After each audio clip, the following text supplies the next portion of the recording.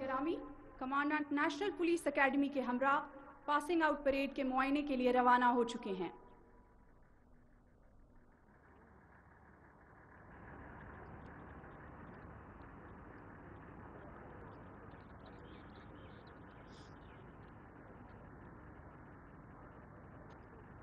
वो फसले गुल जिसे अंदेशाए ज़वाल न हो, यहाँ जो फूल खिले खिला रहे सदियों, यहाँ खिज़ां को गुजरने की भी मजाल न हो।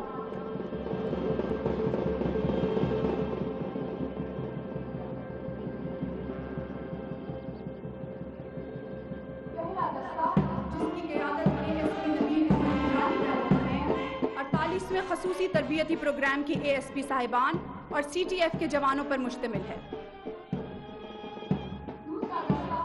ASP माजदा हालेपोटो की ज़ेरे क़यादत है। ASP मोहम्मद नोमान जफर की ज़ेरे सरबराही है।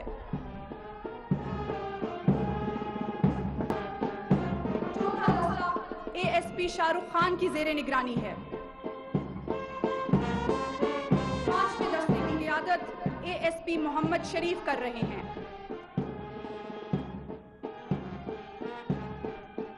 छठा दस्ता ASP मारिद जलील की ज़ेरे क़यादत है।